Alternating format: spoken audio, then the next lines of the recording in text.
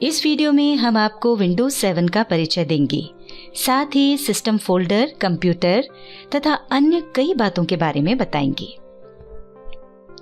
हमने कंप्यूटर की बेसिक जानकारी में आपको बताया था कि कंप्यूटर को चलाने के लिए सिस्टम सॉफ्टवेयर्स की जरूरत होती है और सिस्टम सॉफ्टवेयर्स में सबसे महत्वपूर्ण है ऑपरेटिंग सिस्टम। इसी की सहायता से कंप्यूटर की गतिविधियों को संचालित किया जाता है।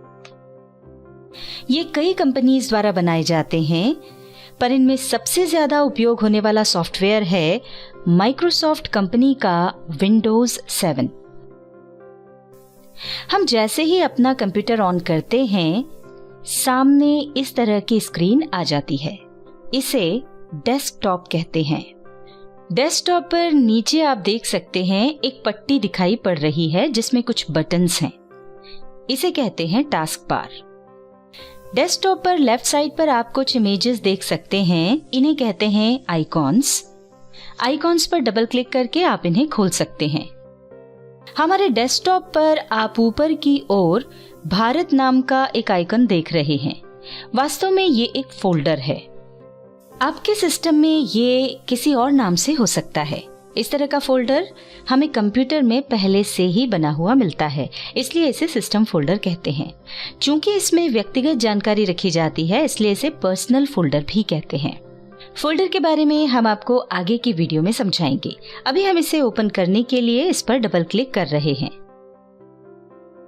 देखिए, यहाँ पर अनेक फोल्डर्स दिखाई पड़ रहे हैं, जैसे downloads, my documents, my music, my pictures, my videos इत्यादि।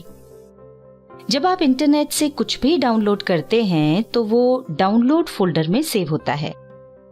इसी तरह जब आप कंप्यूटर में कोई काम करते हैं और उस काम को सेव करने के लिए कोई पाथ नहीं देते हैं, यानी सेव करने का कोई स्थान निश्चित नहीं करते हैं, तो वो file by default my documents, my music, my pictures, my videos इत्यादि में से किसी भी संबंधित फोल्डर में सेव हो जाती है। जैसे यदि हमने MS पेंट में कोई चित्र बनाया और उसे सेव करते समय हमने कोई पाथ यानी कोई स्थान निश्चित नहीं किया, तो वो by default my picture folder में सेव होगा। हम माय म्यूजिक फोल्डर पर डबल क्लिक कर रहे हैं और यहाँ सैंपल म्यूजिक पर भी डबल क्लिक कर रहे हैं। देखिए, यहाँ पहले से ही कुछ म्यूजिक उपलब्ध है जिसे आप डबल क्लिक करके सुन सकते हैं।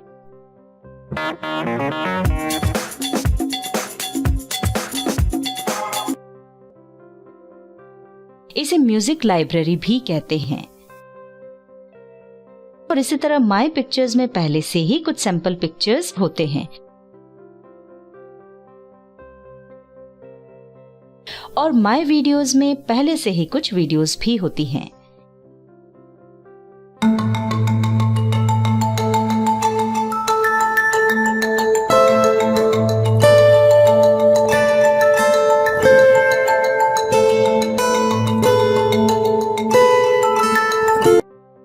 अब हम इन सभी को क्रॉस के निशान पर क्लिक करके बंद कर देते हैं। आइए अब बात करते हैं यहाँ दिखाई दे रहे कंप्यूटर के बारे में। इसे ओपन करने के लिए हम इस पर डबल क्लिक कर रहे हैं। देखिए, यहाँ हमारे कंप्यूटर की हार्ड डिस्क को 3 भागों में बांटा गया है। इन्हें हम ड्राइव भी कह सकते हैं। इन डिस्क को क्रमशः C, D और G नाम दिए गए हैं। याद रखें, हर कंप्यूटर में 3 या इससे कम या ज्यादा डिस्क्स हो सकती हैं और उनके नाम भी अलग अलग हो सकते हैं। इसमें से प्रायः पहली वाली ड्राइव में सभी सॉफ्टवेयर रखे जाते हैं, जैसे कि यहाँ C ड्राइव में रखे गए हैं। आप इनमें से जो भी ड्राइव ओपन करना चाहते हैं उस पर डबल क्लिक करें। देखिए, इस ड्राइव में जितने भी फोल्डर्स या फाइल्स रखी हैं वो दिखाई पड़ रही हैं। इनमें से आप जिसे भी ओपन करना चाहें उस पर डबल क्लिक करके उसे ओपन कर सकते हैं। इसके बाद आप डेस्कटॉप पर रिसाइकल बिन देख रहे हैं। वास्तव में यह कंप्यूटर की डस्टबिन है जिसमें डिलीट की गई सभी फाइल्स और फोल्डर्स अस्थायी रूप से स्टोर होते हैं और जरूरत के हिसाब से इसे समय समय पर खाली किया जाता है। इसके बारे में हम आगे अलग से वीडियो में बताएंगे।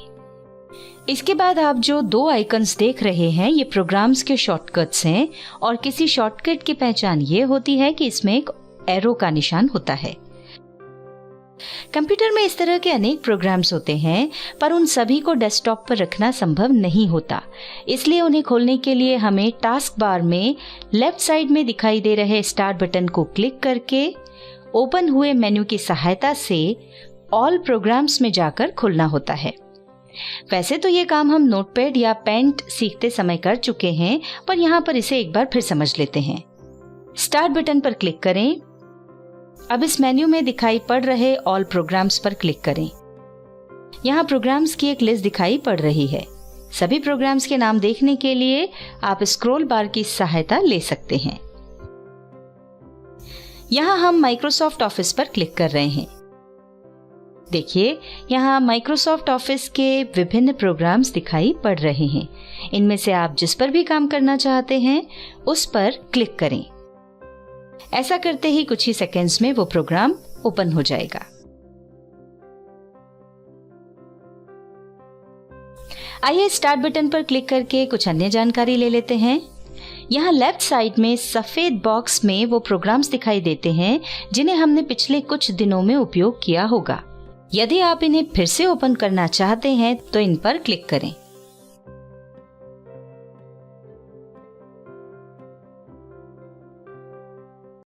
आइए अब स्टार्ट बटन के इस भाग के बारे में समझ लेते हैं। डेस्कटॉप पर ऊपर की ओर भारत नाम का जो सिस्टम फोल्डर है, यदि आप उसे ओपन करना चाहते हैं तो यहीं से एक बार क्लिक करके ओपन कर सकते हैं।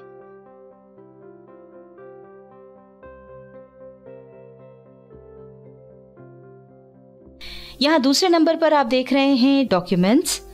जब हमने सिस्टम फोल्डर ओपन किया था तो वहां एक माय डॉक्यूमेंट्स नाम का फोल्डर दिखाई पड़ रहा था। यदि आप उसे ओपन करना चाहते हैं तो यहाँ क्लिक कर सकते हैं।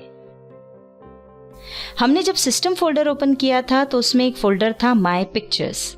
यदि आप उस फोल्डर को ओपन करना चाहते हैं तो यहाँ क्लिक करके ओपन कर सकते हैं।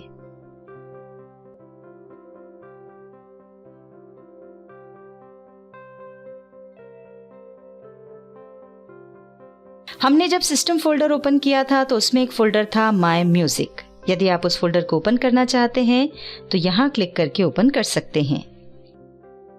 हमने जब सिस्टम फोल्डर ओपन किया था तो उसमें एक फोल्डर था सेव्ड गेम्स। यदि आप उस फोल्डर को ओपन करना चाहते हैं तो यहाँ क्लिक करके ओपन कर सकते हैं।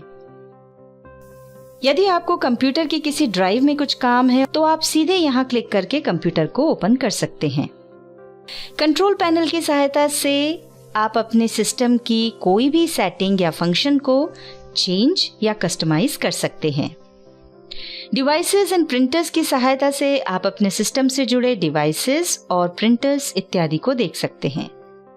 डिफ़ॉल्ट प्रोग्राम्स की सहायता से आप सिस्टम में पहले से जो प्रोग्राम्स और सॉफ्टवेयर उपलब्ध हैं जैसे CD player, Windows media centre इत्यादि, उन्हें देख सकते हैं और उन पर काम कर सकते हैं। अगर आपको विंडोज़ 7 से संबंधित कोई हेल्प चाहिए या विंडोज़ को चलाने के लिए सपोर्ट चाहिए तो आप हेल्प एंड सपोर्ट ऑप्शन का उपयोग कर सकते हैं। ये विंडोज़ 7 की हेल्प डेस्क है जहां से आप विंडोज़ से रिलेटेड डाउट सर्च कर सकते हैं। तो इसी के साथ ये वीडियो समाप्त होती है। धन्यवाद।